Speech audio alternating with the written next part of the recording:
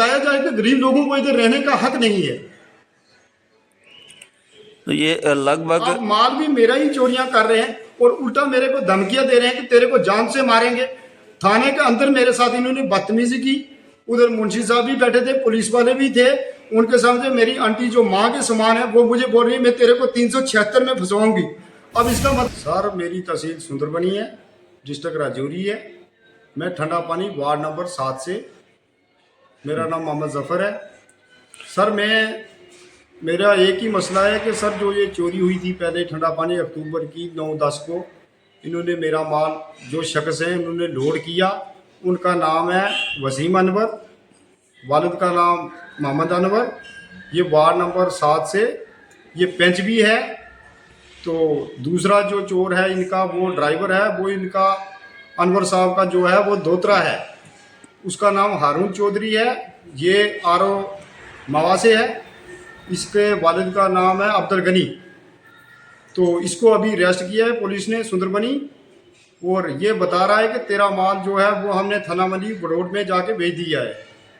अब मैं ये पुलिस से भी गुजारिश करना चाहता हूँ कि मेरे को इंसाफ चाहिए, क्योंकि 3 महीने में मेरा कोई हल नहीं हो रहा है। अब मैं पुलिस स्टेशन जा रहा हूँ, वो बोल रहे हैं हम अरेस्ट करेंगे चोर को।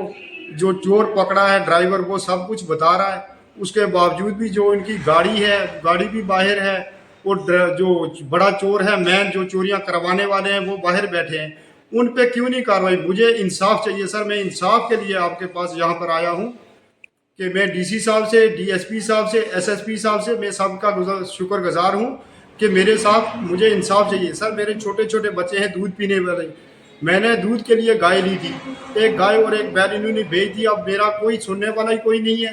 अब जा तो मुझे बताया जाए साफ लफ्जों में कि तेरे को इधर रहने का अधिकार ही नहीं है, क्योंकि मैं गरीब हूँ इसीलिए मेरी कोई सुनवाई नहीं है।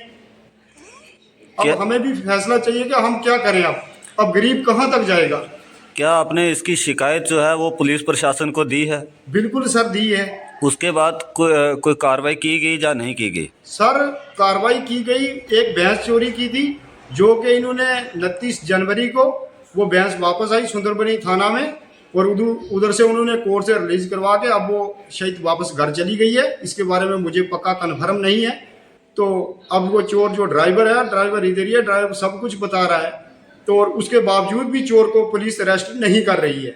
आपका कहने का मतलब यह है कि जो गाड़ी का जो ड्राइवर था उसको पुलिस ने अरेस्ट कर लिया, और जो सही मुख्य चोर हैं जो आप कह रहे हैं कि वो अभी पुलिस की गिरफ्त से बाहर हैं क्या? बिल्कुल बाहर है सर, उनको कोई नहीं पकड़ रहा है, वो बाहर बैठे हैं। उस दिन भी जब इन्होंने ये चोर ड्राइवर इनका पकड़ा गया, उस दिन भी ये बाजार में पूरा दिन घूमते रहे, किसी ने इनको नहीं पकड़ा है। तो इनकी गाड़ी जो है JK02 CR 6281 इनकी गाड़ी का नंबर है, जिसपे ये लोड करके माल को बेचते हैं। चोरी के लिए इन्होंने गाड़ी रखी है। अब गाड़ी भी थाने के अंदर नहीं है। अब वो गाड़ी पता नहीं कहाँ है क्या नहीं है।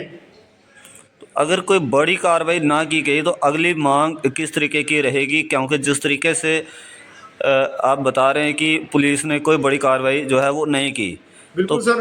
तो क्या मांग रहेगी आपकी? SSP राजौरी हों, DIG राजौरी हों, उनसे क्या मांग रहेगी? सर मैं इंसाफ चाहता हूँ, मुझे इंसाफ चाहिए। या तो मुझे बताएं कि गरीब को इधर रहने का हक ही नहीं, सिर्फ इधर अमीर लोग ही रह सकते हैं क्या? हमारी कोई सुनवाई नहीं है। हमें फिर बताया जाए कि गरीब लोगों को इधर रहने का हक नहीं है।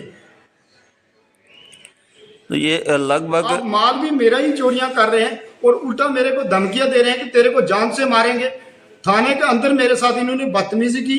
उधर मुंशी साहब भी बैठे थे, पुलिस वाले भी थे। उनके सामने मेरी आंटी जो माँ के समान है वो मुझे बोल रही है मैं तेरे को 376 में फंसवाऊंगी। अब इसका मतलब है कि माल भी मेरा चोरी करेगा और उल्टा मेरे को जेल डलवाएंगी।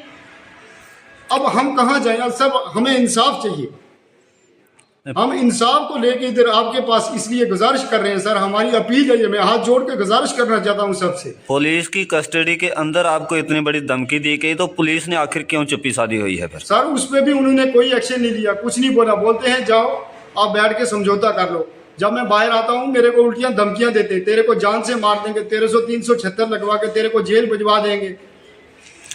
अगर आपके साथ कोई घटना घट जाए तो इसका जिम्मेवार कौन होगा? इसका जिम्मेदार सर अनवर होगा, वार्ड नंबर 7 का पंच है, और इसी का परिवार होगा।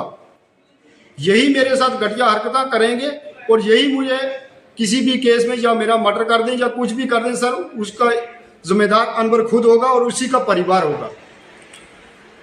जम्मू कश्मीर के उप मुख्यमंत्री सुरेंद्र चौधरी जी से आप क्या अपील करेंगे, क्योंकि वो जम्मू कश्मीर के उप मुख्यमंत्री हैं और जो आपके वहाँ के जो विधायक हैं, इतनी बड़ी वारदात हो चुकी है तो अभी तक कोई भी कार्रवाई जो है वो नहीं दिखने को मिल रही, क्योंकि आपने कहा कि हम मानते हैं कि एक शख्स को पकड़कर उन्होंने हवालात में रखा हुआ है, जो मुख्य आरोपी हैं वो अभी फरार हैं। बिल्कुल तो सर। आपकी क्या मांग रहेगी, आपके जो विधायक हैं वहाँ के एमएलए और जम्मू कश्मीर के उप मुख्यमंत्री सुरेंद्र चौधरी जी से आपसे क्या अपील रहेगी ताकि आपकी मांग को जल्द से जल्द पूरा किया जाए? सर मैं उनके साथ भी हाथ जोड़ के गुजारिश यही करना चाहता हूँ कि मुझे इंसाफ दिलाया जाए।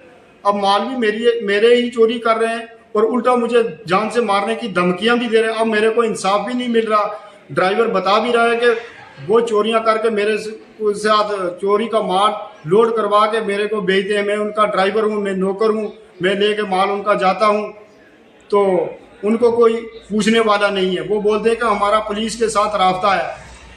हमारी गाड़ी जो है महीने के हिसाब से हमने पुलिस को ये कौन कह रहा है? यहाँ पर आप एक बड़ा आरोप जो है वो पुलिस पर लगा दिया है आपने कि महीना लगा हुआ है। ये कौन सा शख्स कह रहा है कि हम पुलिस को महीना देते हैं? ये सर वसीम अनवर, जो अनवर का लड़का है, वो बोल रहा है जी। ये जब मेरा माल चोरी नहीं किया था उसके पहले भी मुझे ये बताता था मेरी गाड़ी महीने के हिसाब से चलती है, मेरी गाड़ी को कोई नहीं रोकता है। क्योंकि आपने कहीं ना कहीं सुंदरबानी पुलिस पर एक बड़े आरोप जो हैं वो लगा दिए हैं कि पुलिस महीना लेती है और उसके बाद ये गाड़ियां जितने भी जो गो तस्करी जो है वो धड़ल्ले से की जा रही है। बिल्कुल सर। तो आखिर में क्या फिर से आपकी जो है वो मांग रहेगी? डिप्टी कमिश्नर राजौरी हों, डीआईजी हों, आईजी हों? सर मैं चाहता हूँ मेरे साथ इंसाफ होना चाहिए। अगर नहीं कुछ जल्द कोई इंसाफ किया गया तो अगली आपकी क्या रहेगी कोशिश के क्या करोगे इसके बाद आगे? सर हम ये गुजारिश लेकर जो भी मुलज़मात हैं उनके साथ यही अपील करेंगे बार बार कि हमारे को इंसाफ दिलाया जाए। आखिरकार हमारे गरीब लोगों के साथ ये इतना जुल्म क्यों कर रहे हैं? या तो गरीब लोगों को इधर रहने का हक ही नहीं है